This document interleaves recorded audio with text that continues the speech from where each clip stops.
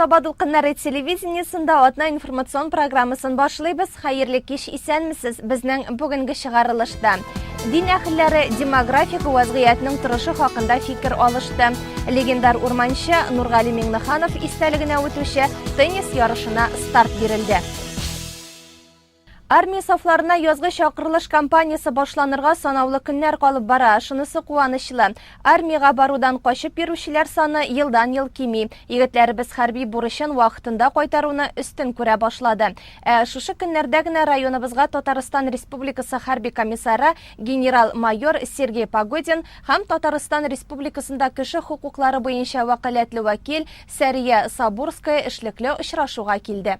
Татарстан Республикасы хәрби комиссары генерал-майор Сергей Погодин һәм Татарстан Республикасында кеше хукукларын яклау вәкаләтлесе Сәрия Сабурская белән очрашуга районыбыз мәдәният йортына 7 районнан югары сыйныф укучылары һәм аграр көллият курсантлары һәм хәрби хезмәт юлын үткән солдатлар килгән иде. Бүгенге көндә солдат нинди булырга тиеш?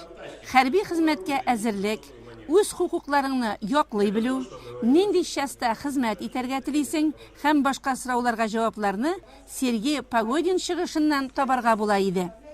Генерал-майор үзенең чыгышында Россия кораллы көчләренең зур егәрлекле техникалар белән баетылуын, хәрби частьларның яңартылуын, кием салым, ашау-эчү мәсьәләләренең бик күпкә яхшыруын ассызыклап үтте. Впечатление очень хорошее. Когда же приезжаешь в Сабинский район, оно в таком районе чувствуется постановка вопросов по военно-патриотическому воспитанию, по вопросам всем, которые решаются через военкомат, и по организации призыва, и в службе по контракту, и отношение главы района к этим всем вопросам. Сейчас вот обсудили, к сожалению, там занят, но обсудили перед началом с ним проведение столетия военного комиссариата. В России 8 апреля этого года будет праздноваться эта дата, 100 лет военным комиссариатом Российской Федерации, в том числе и нашему военкомату республики и военкоматам, естественно, в районах, чтобы поздравить всех и с новыми силами выполнять все задачи. Ну и хочу еще сказать, что в свое время мы очень здесь здорово работали при подготовке к конкурсу на лучшую организацию по службе по подготовке к призыву. И Сабинский район тогда очень здорово выступил. Я очень благодарен и главе района, и, соответственно, всей его команде. Без сезгә һәр вакыт хәер хаклы. Армияга киткән көннән алып, кайтканга кадәр сезне сагынып торабыз, диде Сәрия Сабурская. Мин бик күп кенә хәрби частьларда булдым. Татарстан егетләренең хукукларын яклыйм. Килеп туган проблемаларны шишәргә булышам, диде ул. Безнең 5 зонада без үткәрәбез менә шунда җыелышлар. Ел сайын минемчә ул бик кирәк эш, чөнки менә балалар да белергә тиеш үзләрен хезмәт буенча. Ну и сораулар булса, аннары менә хезмәт вакытында без аларны предупреждать итәбез, ничек кая шалтыратырга, кемгә әйтергә, ничек чишелергә менә шундый проблема вакытында булса. Очрашуда Шыңар егете Рамил Тимербаевка хәрби хезмәттәге уңышлары өчен күкрәк билгесе тапшырылды. Ә соңыннан булачак солдатлар үзләренең күп төрле сораулары белән Сергей Погодинга мөрәҗәгать иттеләр, аралаштылар, фикерләштеләр. Бу очрашудан һәркем канәгать калды. Ниһаять, төзекләндерүдән соң Казан дәүләт циркы үз ишекләрен ачты. Беренче тамашачылар ишле үрнәк гаиләләр иде. Барлык муниципаль районнардан 2000 кеше чакырылган, аларның 1520 балалар. Татарстан Республикасы президенты Рөстәм Миңнеханов белән очрашуга, циркны тамаша кылырга безнең район балалары да юл алды. Әле күптән түгел генә районыбызда яшәүче күп балалы һәм тәрбиягә бала алып үстерүче әниләрнең Казан каласына Татарстан Республикасы президенты белән очрашуга барулары хакында сөйләгән идек. Шушы көннәрдә алар балалары белән яңадан Казан каласына бардылар. Яңартылган цирк бинасында яңа программа карадылар. Шәһәргә китәр алдыннан безнең иҗат төркеме әлеге гаиләләр белән очрашты. Алла малаем эшли КСта. Тормышта. Иләнгән. Иләнгән. Кызым кияүгә чыккан. Ул да тормышта. Аларның икешәр балалары бар. Минем 4 ыныгым була инде. Мин бик канәгать. 3нче кызым укый Оршада, педколледжда. Ну, калганнары менә үзем белән инде. Бүген кайда барасыз? Бүген без барабыз циркка. Гөлнара Сәгитова гаиләсендә бүген 9 бала тәрбияләнә. Балалар үстерәбез, балалар тәрбияләйбез. Кайсы укый, кайсы садикка йөри. Кичкенәсе дә бар әле садикка барып җитмәгән. 7 ай тулган. Бөтенесе ничә балагыз бар? Бөтенесе бергә 9 бала безнең бүгенге көндә. Тагын алып кайтырга уйлыйсызмы? Җиткән. Ана даны медален сезгә кайчан тапшырдылар? Ана даны медале мин алдым 2011 елда. 5 бала белән документ җыеп биргән идем. Медаль кайтканчы 6нчы бала кайтты. Сез бүген кая барасыз? Без бүген балалар белән циркка барабыз. Хөкүмәт ярдәм итәме? Балаларны карашырга акчалар җитәме? Акчалар хөкүмәтнең ярдәме зур инде. Балалар садикта тәрбияләнәләр, төрле кружокларга йөриләр. Аннан соң кичкенәләренә питание бирелә инде. Аларына инде стипендия бирелә. 3 студентыбыз бар бүгенге көндә. Шул студентлар турында идегез әле? Студент. Берсе 3нче курста укый Казанда. Төзелеш архитектура төзелеш университетында 3нче курста инде. Икенче улыбыз 2нче курста укый Академия спортында. 3нче улыбыз быел керде, 1нче курста укый Нефтегаз университетында Мәскәүдә укый. Кайтып йөриләрме? Җайлары белән кайтып йөриләр. Атна сайын түгел инде. 2 атнага, 3 атнага бер кайтып йөриләр. Бер-берсе белән бик туганчыл, бик ярдәм итәләр берсенә. Гөлнара, бүген бер генә балалы, 2 генә балалы хатыннарга нәрсә әйтер идегез? Нәрсә әйтергә дә белмим, чөнки өйдә бер генә бала булмаса да бик тыныч шикелле була. Кем юк соң әле безнең өйдә дибез. Менә бүгенге көндә инде өйдә 6 бала безнең. Шуңа икесе мәктәптә укый, 3-се садикка йөри. Берсе әйткәнемчә кичкенә. Исемнәрен бутамыйсызмы соң? Юк, исемнәрен дә бутамыйм. Ана бөек исем. Нәрсә җитә ана булуга дип язган Хади Такташ. Кадерле хатын, бәхетле ана ул Гөлнара ханым. Ие җылы, якты, чиста, балалары каралган һәм тамаклары тук. Бу бәхеттән Ходай бер кайчанда ташламасын аларны. Балалар безнең киләчәгебез. Гаиләләребездә балалар күп булсын иде. Һәр хәлдә без шушы теләктә. Узган атнада Татарстан президенты Рөстәм Миңнеханов ел хәйриячесе 2017 республика конкурсы җиңүчеләрен бүләкләде. Чарада безнең райондашларыбыз да катнашты. Ел хәйриячесе конкурсы күркәм гадәткә әверелде. Хәйриячеләр мәрхәмәте белән күп кенә мөһим мәсьәләләр хәл ителә. Бигрәк тә балаларның игътибар үзәгендә булуы куанычлы.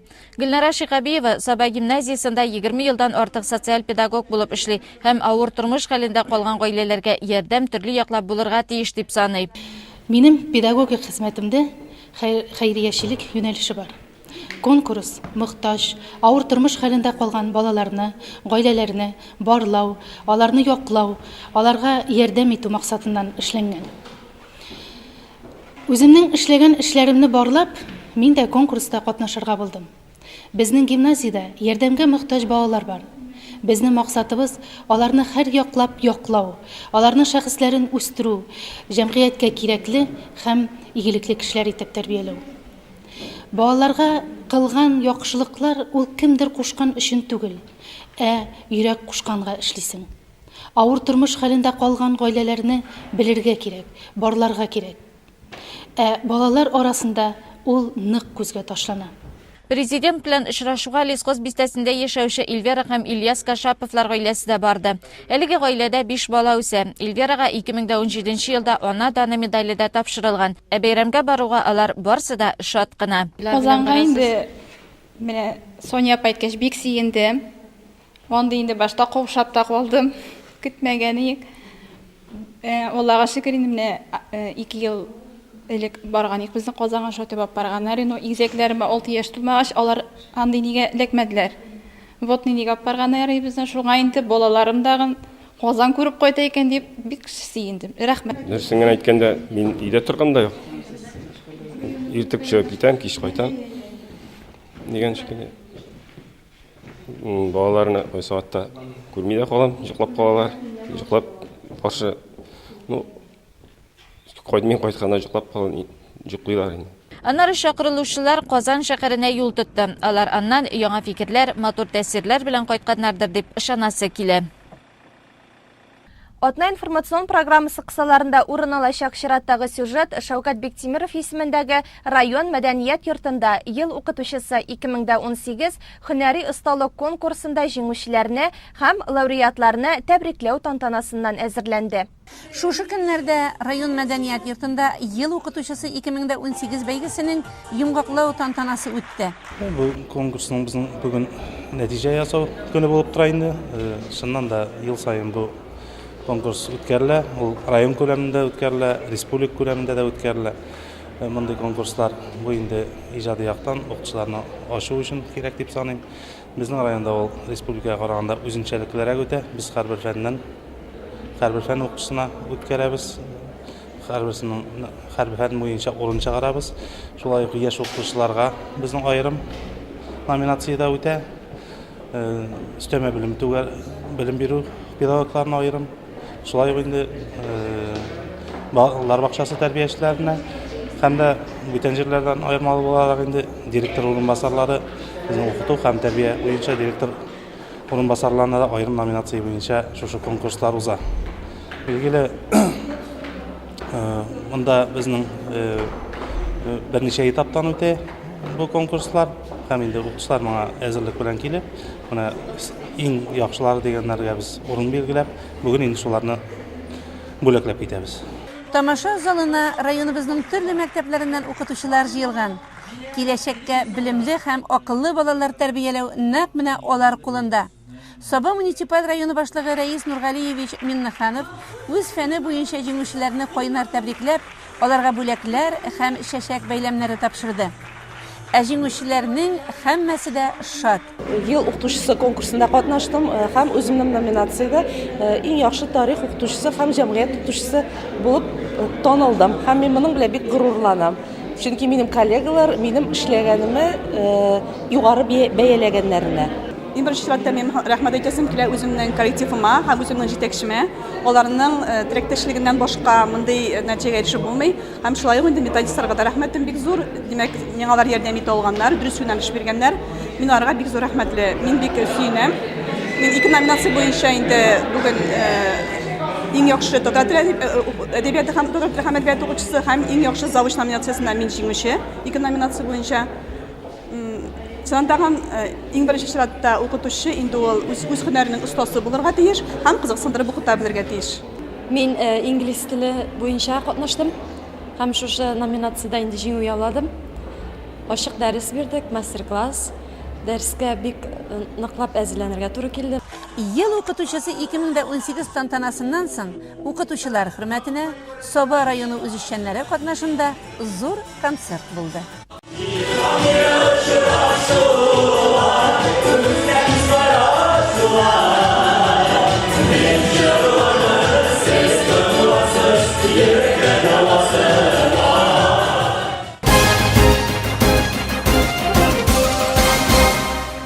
Узган якшәмбе көне илебез тарихында Россия Федерациясе президентын сайлау көне белән истә калды. Сабалылар бу сайлауларда да сынатмады. Күпчелеге безнең лаеклы, үрнәк, ышанычлы кандидатка тавыш бирүе сөендерә. Киләчәгебез тагын да күркәм, тирә-юнебез төзек, эш һәм яшәү шартлары яхшырак булсын иде. Бу көндә байлар сабасында һәм җирлекләрдә Нәүрүз бәйрәмнәре дә уздырылды. Сайлау барышы һәм әлеге бәйрәм турында әзерләнгән сюжетлар 18 март көне безнең махсус чыгарылышта урын алды. Хәзер бәйрәм ярминкәсеннән әзерләнгән материалга күз салыйк. Ярминкәгә килүчеләрнең күбесе үз сайлау участогында тавыш биреп кайтучылар. Бер көнгә туры килү собалларны нык сөендерә. Хәзер теләкләре ярминкәдә отышлы бәягә азык-төлек кирәк-ярак юнәлтү. Сатып алучы булганда сатучысы да табыла. Район кулланучылар җәмгыяте һәр елдагыча халыкка төрледән-төрле товар тәкъдим итә. Шәхси эшмәкәрләр, фермерлар да ярминкәгә товарны мулдан алып килгән. Бүгенге көндә без ярминкәгә кәҗә sütünden yasalgan süt produksiyaları təqdim etəmiz xalqqa. Bunda indi bizning kefir, süt, sır, may һәм башка төр продукциялар бар. Күреп торыгызча инде халык йөри, чыкты, әйберләрне сатып алалар. Аллага шөкер, сату бара. Бүгенге көндә сырларны, майларны бик яратып алалар. Халыкка көндә кирәк булган бәрәңге, ит, казылык, сөт продукциясы, икмәк, йомырка барсы да бар. Бәяләр районыбызда эшләп килүче кибетләрнекеннән әллә ни аерылмаса да, сыйфаты яхшы булгач халык теләп алды. Сайлауга килдек, җиттек сәгать 8-гә үк. Сайладым үземә тиешле кандидатны. Аннан соң килдек монда ярминкәгә. Ярминкәдә үзебезгә кирәк бөтен әйбер бар, Аллага шөкер. 8 тулгач, семьябызда 5 кеше сайлап кайттык. Менә ярминкәгә төштем. Шәмәләрем пряник алдым, боткалар биттем. Үзем дә 15 ел ботка пешердем культурада. Авыр сабап эшли алмыйм. Нәрсә? Ушыймы менә ярминкәдә бәяләр? Бөтен нәрсә бар, бөтен нәрсә әйбәт, өстәл. Ярминкә кайный аз вакыт аралыгында барысы ни булса да алып калырга ашыга. Ассортимент югары, сайлап алу мөмкинлеге дә бар. Сыйфаты ягыннан да товарлар мактауга лаек. Утыннан башлап саламга кадәр нәрсә кирәк барсы да халык өчен. Шәмәрдән бистәсендә эшләп килүче җаваплыгы шикләнгән Саида җәмгыяте 30 тартма прәннек алып килгән. Аның барысын да ярминкәнең башында ук сатып алып бетергәннәр. Соба сөт май комбинатында җитештерелгән сыер маенда халык чират торып алды. 1 килограммын 360 сумнан тәкъдим иттеләр. Шуны тәкъдим итәбез, менә йогуртлар бар. Кефир, süt, май, сыр. Нәрсәне күбрәк алалар? Майны бик алалар. Һава торышы карлы, буранлы булуга да карамастан халык сәүдә рәтләре буйлап ашыкмый гына иркенләп йөрде. Җылынырга, сыйланырга теләүчеләр өчен якында гына Соба район электр шелтәре һәм Соба аграр көллияте хезмәткәрләре Казанда бутка пешереп торды. Алдагы елларда да ярминкәләр, шулай гөрләр, үзебездә җитештерелгән продукция югары бәяләнер дигән ышанычта калабыз. Демографик вазгыятның артка тәгәрәве дәүләтнең киләчәге юклыгына ишарә. Әлеге сүзләр 3нче көн район җәмигъ мәчетендә мөгаллимәләр белән булган очрашуда Татарстан Республикасы баш казые Җәлил хәзрәт Фазлыев тарафыннан яңгырады. Районыбызда бүгенге көндә 53 иман йорты халыкны тугры юлга өндәп хезмәт куя. Аларда намаз уку һәм башка дин кануннарын башкарудан тыш дини сабаклар да укытыла. Югары белемле мөгаллимәләребез теләге булган яше картына дини гыйлем бирә. Без инде бер мәчеттә 11 елдан бирле укып йөрибез үзебез. Башта инде Рушан хәзрәтнең әбисе укытып бирде. Аннан соң Рушан хәзрәт үзе укытып бирде. Менә хәзер Сабадан Рәсим абыстаебыз килә. Без 8 кеше йөрибез хәзергә. Төп шул узак еллардан бирле йөрүчеләр инде менә булар. Яшьләр әле килә тора, китә тора, менә шундый инде кайсы эштә, кайсы мәктәптә дигәндәй. Балалар бик күп йөриләр, лагерьлар булып тора. Лагерьга менә мәсәлән 50 бала йөрде. Аларны оештырабыз име. Рушаныбыз бик оештыруга сәләтле инде, бөтен эшләрне башкара, бик яратып йөрибез мәчеткә. Хижри календар буенча хәзер изге айларның берсе Рәҗәб айы дәвам итә. Шул ук вакытта изге кичәләрнең берсе дә Рәгаиб кичәсе. Пәйгамбәребезнең әтиянисе никахлашкан, кавышкан көн алдыннан булган очрашуга нигезләнеп, Җәлил хәзрәт мөгаллимәләр белән гаилә кыйммәтләрен саклау, ир хакын хаклау, балалар үстерү турында сөйләште. Дин сабаклары биргәндә тормыш итү мәсьәләләренә дә игътибар бирергә дигән бурыч куйды. Гаилә кыйммәтләрен искә алу көне диеп, тәртипкә кертеп җибәрергә кирәк, гадәткә.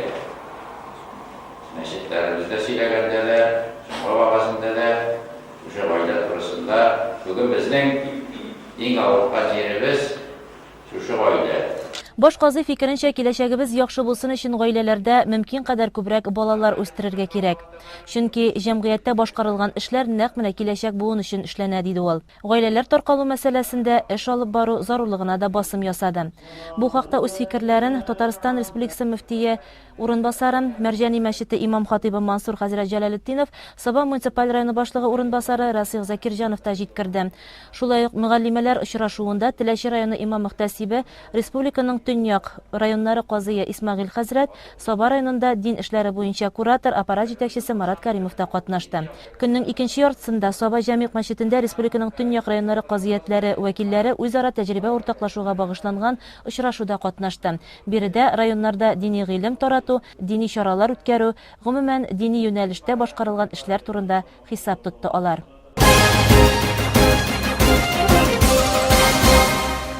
Хөрмәтле телевизор караучылар, Саба дулкыннары телевидениесендә сезне өлкән яшьтәге юбилейларыбыз белән таныштыруына дәвам итәбез. Узган атнада Югары Шытсу авылында яшәүче Нурислам Набиуллин һәм Төбәк авылында яшәүче Халимә Шакирова 90 яшьлек юбилейын каршы алды. Аларны Саба муниципаль районы башкарма комитетының аппарат җитәкчесе Марат Каримов, районның халыкны социаль яклау идарәсе җитәкчесе Марсель Хужин урындагы җитәкчеләр тәбрик итте. Егет кешегә 70 төрле һөнәр дә аз дигән сүзләр Югары Шытсу авылында яшәүче Нурислам абый турында әйтелгән диярсең. Әле ныгып кына килүче егеткә сугыш башлангач, авылдагы бөтен авыр хезмәтне башкарырга туры килә. Гомере хезмәттә үтәнең, көндез колхоз эшендә булса, төнлә итек баса. Пилорамда да эшли, балта остасы да була. Үз гомерендә 3 йорт салган. 20 яшымда мин алдылар армиягә. Армиягә алдылар да 4 ел Тәгәршәргә җибәрделәр. Безнең Кемеровский область, город Копейский, шахта Восточный. Шунда эшләп кайттым 4 ел. Минем армия сөрүгә шунда узды. Шунда монда 52 елда кайтып, шоферлыкка укыдым. Шундан соң 20 ел эшләдем шофер булып. Тормыш иптәше күрше Теләче районының Саурыш авылыннан бу гаилә 65 ел инде иңне иңгә куеп бик матур итеп яши. Хезмәт сөючәнлеге, акыллылыгы үзенә җәлеп итте. Кайната белән кайнанам да бик яхшы булды, ди Разия апа. Бабай белән мин укытучыларга урнаштым квартирага. Монда сез белмисез инде Гардиев Иван белән Усачева Мария дигән укытты. Әле һаманда Мәриям апа исән, Сабада тора кызларында. Шуннан алар торды менә монда өстә бер квартирада. Нурисламнарлы өйдә монда остайы. Без библиотекада эшләдем бит инде. 26 ел буе бергә кайтабыз кич белән. Нурислам белән ул да монда кайта, мин дә монда кайтам бит инде. Хәзер бергә кайтып таныштык без буның белән. Бергә инде сөйләшә башладык, бергә кайтып йөри башладык. Хәзер көннәрдән бер көнне Иван абыйга Сабадан әйтеп җибәрәләр. Нигән библиотекадан Разия апаны Тибәшедә библиотека ачыла. Разия апаны авылына якын булыр, йөрергә дә ерак, җәяү йөресе, машиналар юк бит инде. Җәяү йөресе була дип, мине Тибәшегә күчермәкче булдылар библиотекага. Ул инде хәзер узак итеп эшләде монда диделәр име. Шуннан соң хәзер Нурислам кайтканда әтиянисенә әйткән, мин өйләнәм, Разия китә бит дигән. Гаиләдә беркеттәй 3 малай тәрбияләп үстергәннәр. Кызганычка каршы шушы авылда төпләнеп калган улы Нурфаяз һәм ерак Сибир якларына киткән уртанчы уллары Исрафил вакытсыз гүр иясе булган. Бала хәсрәте бик ачы. Ата белән ана хәзер дә алар өчен күз яшьләре түгә. Хәзер өлкәннәр төпчек уллары Илдар һәм киленнәре Фәнзия тәрбиясендә гомер кичерә. Әти белән әнинең шушы яшькә хәлле 90 яшькә җитеп 65 ел бергә торганнарына без шатланабыз инде. Алар бик бәхетле. Аларга карап без дә бик бәхетле. Бүгенге көндә менә кайтып килсәк, эндәшергә инде әти, әни бар. Илдар белән без бик узак еллар йөрдек. Хәзер инде менә 32 ел шушы йортта килен булып торам. Аллага шөкер, әти, әниләр тигез. Әти янында әни янында әти бар, Аллага шөкер. Алар 65 ел бергә тордылар. Без шулар белән бергә менә минем 3 балам бар. Олы кызым Ландыш Сабада тормышта, хәрәкәттә эшли. Уртанчы малаем Илмир ПМКда ишекләр ясауда эшли. Кечкенә кызым Шалдада тора, парикмахер булып эшли. Өчесе дә тормышлы инде. Аллага шөкер, без алар бәхетле булгач, без дә бәхетле. Алар артыннан куып җитәрбез дип уйлыйбыз. Тигезлек Исән белән. сау булсыннар. Алар исән сау булсалар, без бәхетле инде. Юбилярның 9 ынық, 8 ынық шығы бар. Барсы да қайтып кетіп ерей. Тормышта мен бик канәгатьсенгән. Бик әйбәт тормыш хәзер. Көн үткәрүе кыенрак, конечно, гөлидә яткач. Чыгып әйләнеп келәм, ишек алларынан, тигәндә барып киләм, монда барып киләм. Шайтып уздырам инде көнне. Subhanallah buldu babayı. Bik de akıllı buldu. Onları enkey etkeyler bik tertipli kişiler iyi, bik işçen iyi. Bunu bir neşikte tiyip bulmadı. Eyten bit üç malayga 3 yurt saldı ol. Hazır indi, hazır demine tiyip bulmayı. Нурислам абый ызак яшәүнең сире сабырлык, күңел тынычлыгы, гаилә бәхете һәм хезмәт сөюдәдәй. Бер көндә 2 юбиляр Төбәк авылында яшәүче Хәлимә Пашакирова да балалары, оныклары янәшәсендә 90 яшьлек юбилейын каршы алды. Әтисе сугышка киткәндә алар 5 бала калалар. Улы бала булгач, иң күп авырлык Хәлимә апага туры килә. 1 килограмм он алыр өчен норма тутырганнарын ак яулыклы әби бүгенгедәй хәтерләй. Әти киткән көннән без әни белән басуда булдык инде. 3 күршенеке, 3 балайы, bu 3 aylık, bir seneki 1 aylık, bir seneki tuğup kına kaldı. Min küzüğü hatta sol 3 bala, onu bir geldi itip koydular indi enilerini. 3 balanı min karadım. Küzüğü hatta. Onları indi min 6. sınıf bitirgeniyim, 7. düşkeç. Eskiluzluğa menip gittik. Yolana ayak yürüp, ayaklar buzlanıp bittedir yedik, küskünü. Önüde jirgen, oralar, min sol 3 balanı karadım. Onlar indi 3 balaga yasma kura başladılar, bırçak kura başladılar. Aniler burak bile ura. Min onları bir koçumuzda babay var ya, birini verdiler. Bir çolgu yasap verdi. Bala 3 bala жылы yıttı almayayım. Meyten balağını üdegez karağız, üdegez işlegiz. Çolgu yasap verdi de men küzge hatlı çolgu bile çaptım. Enilerini oldunğa çıkardım, çolgu bile çapkaç. Yasmıklarını, bırçaklarını, olar urak bile ura, birisi balasın karıy. Olarını oldunğa çıkardım men. 1943 елда әтисе сугышта хәбәрсез югала. 2 елдан авыр хезмәткә түзә алмыйча, әнисенең күзләре сукрайган. Авырлыклар бер артлы килеп кенә тора. Өстәвенә авылга әтисе турындагы хәбәр килеп ирешкәч, бу гаиләне дошман күрә башлыйлар. Сукрайган ананы, калган эне-сеңелләрен карау, барысы да яшь кызның җилкәсенә иелә. Үзе булачак ире Шәяхмәткә тормышка чыкканында сизми кала. Энеге җүлгән дип Apçayıp gittiler üden. Bizim kırıydağına tıkırık var ya. Onun üşümeni var ya. Şunda bizni önüne ölgen gibi apçayıp gittiler üden. Sana barasımız diyen kişi yok bit.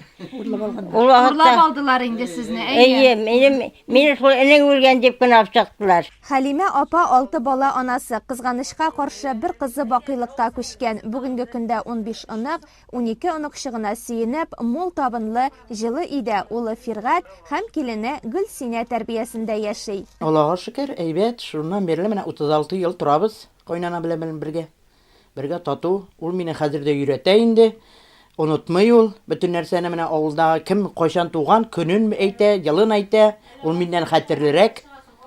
Шул бөтенесен белә ул. Шул мине өйрәтә. Аллага шөкер, 3 баламны карашты. Мин беренче балам 5 айлыгы, мин кибеткә эшкә кердем. Райпо кибетендә 21 ел эшләдем мин. Райпо кибетеннән соңнар үзебезнең кибетне салдык ана центрда. Шунда үзебезнең кибеттә 7 ел эшләдем.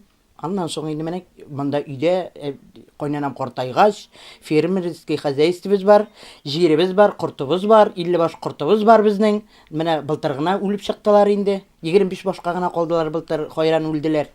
Менә шуларны карый башлагач, балалар киткәч, кайнанам да картайгач, эштән чыкты, мин аннан эшләмәдем. Менә лаеклы ялда инде мин, 57 тула миңа. 57 яшь миңа хәзер. Biz bala çağımız, biz üsken vakitte turmuş moluydu indi. Bizning oşarga, eşerge bek әйбәт buldu. Әти белән гомер буе эшләделәр. Biz әтине кичкенә чагында күрмәдек. Жай көне ул комбайнда, қышын күзін трактор, язын күзін тракторда, қыш күні шул трактордан ремонтлар ялар. Қыш күніңне көрейдік біз әтіне. Яни ғұмыр бойы фермада эшләде, ғұмыр бойы иде эшләде. Элек әниләр фермада эшләгәндә, аларны әле шөгендер алырга, шөгендер бәрәңге алырга куялар иде. Без мәктәптән кайта идек, җигере башта өйдәге эшләрне эшлибез, аннары җигереп бәрәңге алырга төшәбез, шөгендер алырга төшәбез. Аннары инде өйдә эшлибез, ягыдан фермада әнигә булышабыз, өйгә кайткач дәрес хәзерлибез.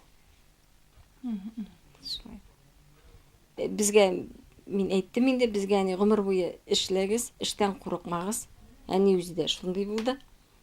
Бүтән кичкенә чакта менә шушы урамда нинди әбиләр бар. Бүтән кешегә су китереп, бакчасын алып, бәрәңгеләренә булышып, беренче әйбер пешерсәк, күршеләргә, әбиләргә тарата идек. Әбинең үз анасы да, кайнанасы да заманында дини, гыйлемле кеше була. Хәлимә апа да безне таң калдырды. 5 вакыт намаз укый, ураза тота, ана даны һәм башка бик күп медальләргә ия ул. Ә иң мөһиме, барлык тормыш нужасын үткәндә калдырып, картлыкның бәхетле көннәрен ваклый. Татарстан Республикасы районнарында һәм шәһәрләрендә сугыш чирахатлары 1941-1945 еллар дип аталган күчмә фотокүргәзмә үтә. Чара Татарстан Республикасының архив эше буенча Дәүләт комитеты җәмәгать советы җитәкчелегендә Татарстан Республикасы муниципаль берәмлекләрендәге Бердәм Россия, Бөтен Россия сияси партиясының тарихи хәтер проекты кысаларында оештырыла. Экспозиция үткәрү эстафета принципы буенча районнан районга күчеп бара. Саба районында күргәзмә балалар иҗат үзәгендә оештырылды. Анда һәр районнан якташларыбызның фронт хатлары тәкъдим ителде. Күргәзмәне башкарма комитетының архив бүлеге хезмәткәрләре оештырды. Бу проект безнең җәмгыятьчелек игътибарын мәктәп укучыларының һәм яшьләрнең, халыкның тарихи хәтерен саклауга, буыннар арасында элемтәләрне ныгытуга, яшь буында ватан хисләрен тәрбияләү максатыннан гамәлгә башкарылган проект. Безнең районнан фотокүргәзмәдә Алан Елга авылында туган 1941 елда фронтка алынган Кәрим Галимуллинның хатыны Нурсабахка язган хаты иде. Байлар сабасыннан кызыксынып килүче райондашларыбыз бик күп булды. Дөрестән дә менә бүген шундый бай истәлекле фотовыставка карап чыктык. Без монда ветераннарны чакырдык, яшь буынны чакырдык. Алар безнең күңелдә бик зур истәлекләр калдырды. Кайбер хатларны укыганда, сугыштан килгән хатларны, йөрәкләр тетрәнә, анда күргән җәфалар, анда күргән авырлыкларны һәр вакытны безнең өлкәннәребез бер кашанда кабатламасын диләр. Безнең шикелле шул бөтенебез дә ул җылгы бәндәләр интегешеп, ачлыкны күп күрдек инде. Багын кырыйларында кычкырган шаклар булыр икән, нишләп безне үтермәй икән дип.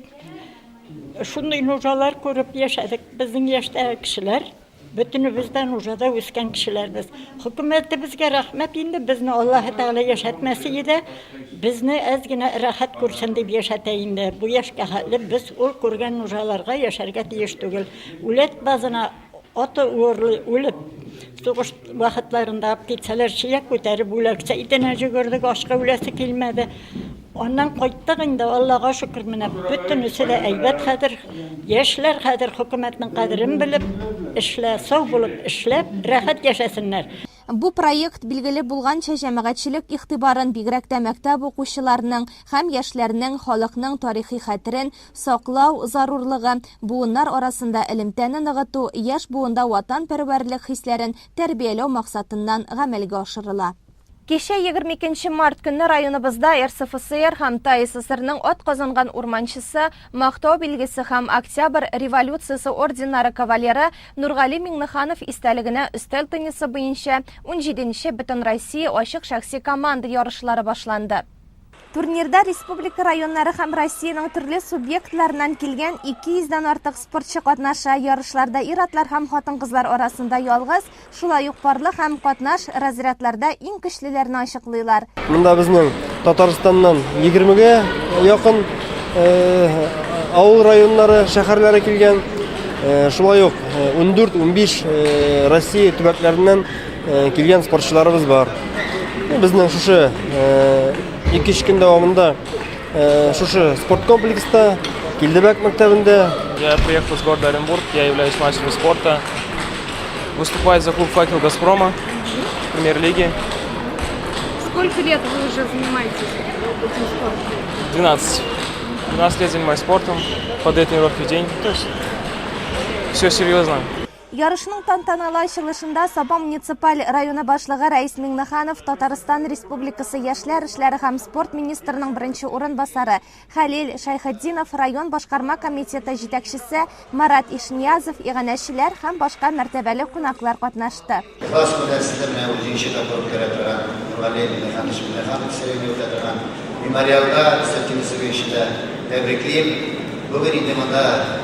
Республиканың түгел, Россияның 14 регионынан иң көчле теннисчылар җыелды.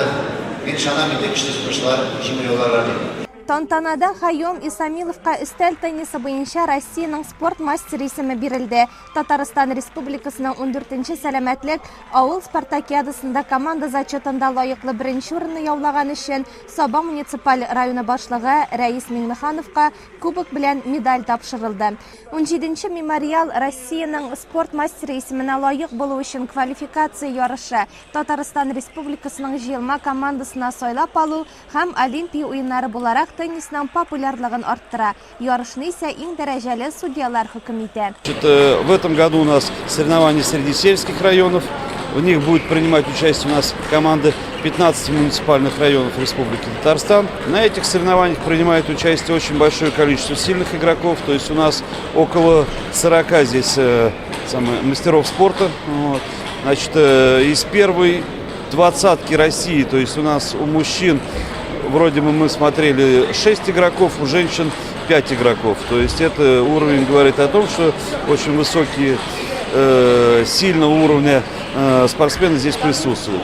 Алга таба мәртәбәле кунаклар лесхоз бистәсенә юл алды. Биредә легендар урманчы Нургали Миңнехановның каберенә һәм һәйкәлгә чәчәкләр салып дуга кылдылар.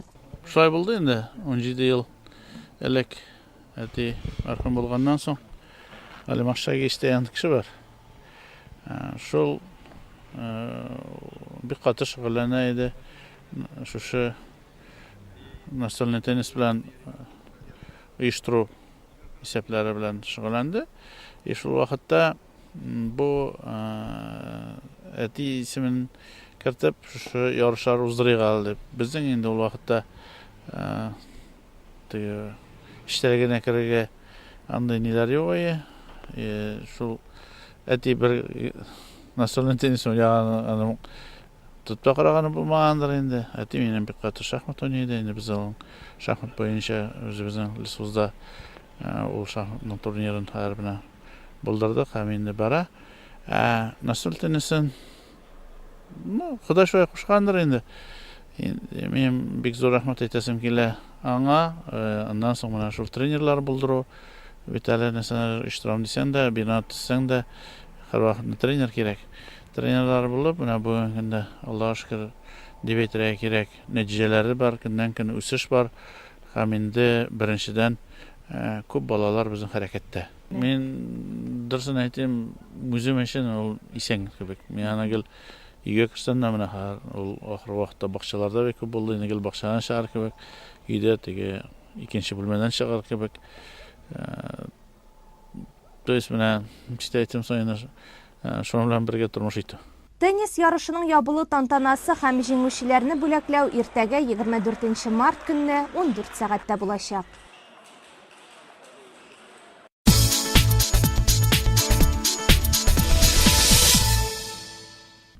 Спорт яңалыкларына күзәтү ясауны дәвам итәбез тулырак алдагы материалларда.